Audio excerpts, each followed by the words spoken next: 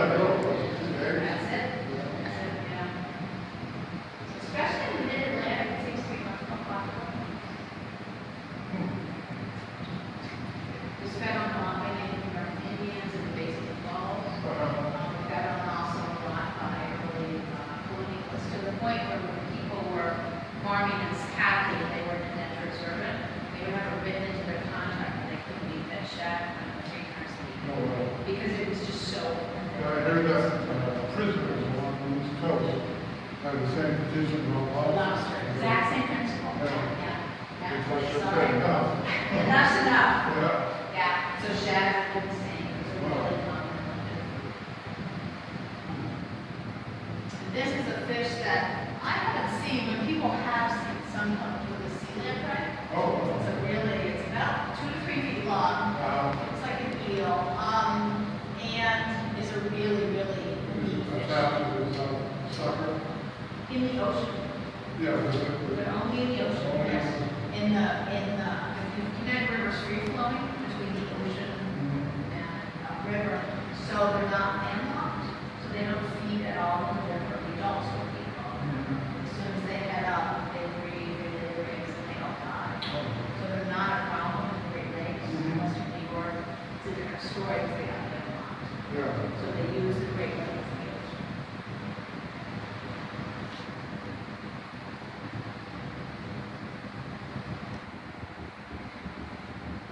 So that attraction water is at the base of any of the fish ladders, fish cliffs. Never got to bring people back here. There you go. Thank you so much. Good. We'll be open until Father's Day. For Father's Day, we're open every day except for Monday and Tuesday, but we are open for it. Probably the earlier you come, the better. Okay. You get to the end of the season and the river's warmed up. There could be one. Really? Wow. You never know. That's amazing. Thank you. You bet.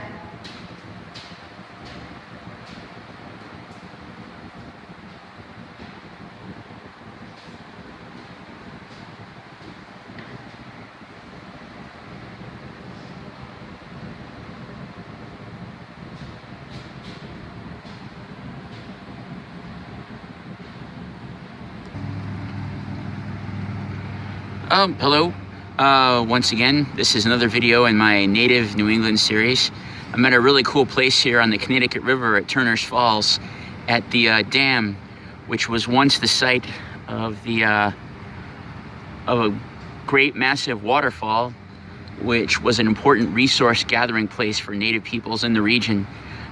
You saw a few shots before, some footage, where I was in the fish ladder watching the fish travel through these openings they've made for them, fish ladders going up the river to spawn.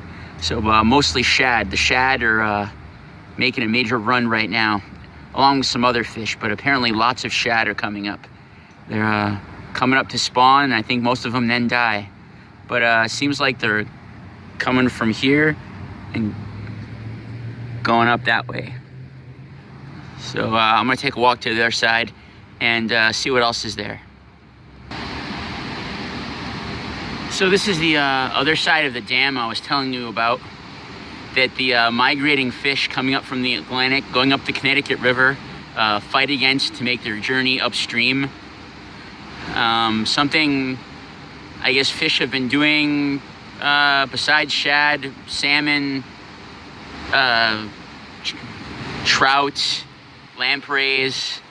They've been making this journey for centuries.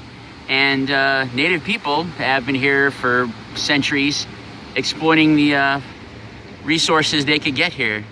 Just getting a wider view so you can see what this site looks like. Right across the way up here,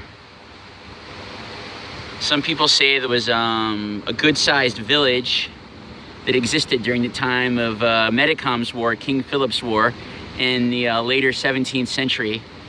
I think it was also part of a village that was attacked. But when they were here, they apparently were doing some fishing and possibly processing crops, deciding probably what their next courses of action were going to be for the conflict.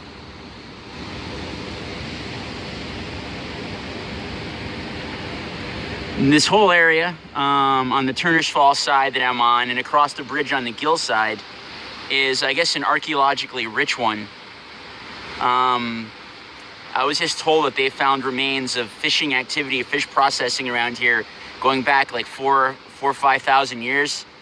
Probably a lot back farther than that. It's kind of amazing. Native folks didn't just rely on deer or waterfowl or plants, but when the fish came along, they were certainly heavily utilized.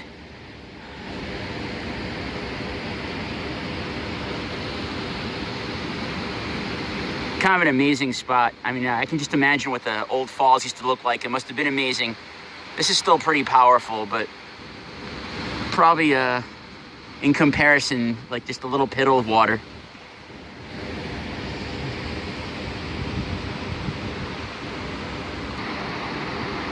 Travel down shore a little bit just to give it an idea of what the rest of this area looked like. It's pretty beautiful.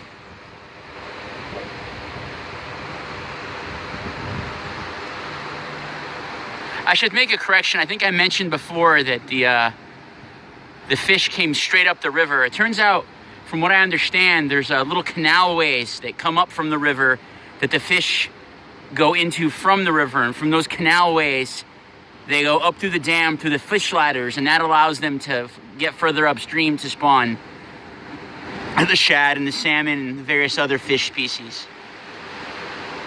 I just want to make mention too that where I am right now, I'm still in the modern day town of Turner's Falls, this side of the bridge, but this is more anciently speaking the territory of the Pecumtuck people, the people of the land of Pecumtuck, Pecumtuck territory, and the people, I guess, lived up at Sokoke. I've read that these territories here, this was an area where they overlapped. And other groups, probably from up and down the river, the various communities, it's a possibility that people down from Agawam and Warrenoko and Naugatuck, Nonotuck or Norwatic, Pecumtuck, Squawkee, all up and down the river, this is probably a major enough resource where I'm sure they all came to exploit during the fish runs. Some people make claims that the people like the Mohawk came here, but that seems a little dubious, doubtful to me. It's quite a ways to travel from the Hudson Valley to come here to fish.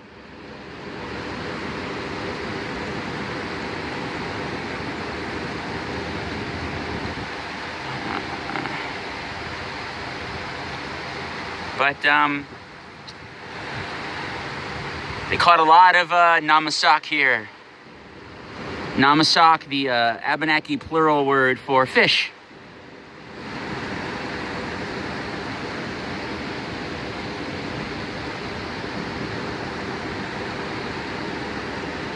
Okay, well, that's about all for now. I hope you've enjoyed this brief little video. I'll try to come up with better ones for you in the near future, but I just wanted you to get a little familiar with this place, check it out, see what goes on here now, and get a feeling of what used to go on. You know, families coming up, different family bands from up and down the valley, possibly from a little outside the valley, just coming here at that certain time of year, or certain times of year to like take in the bounty.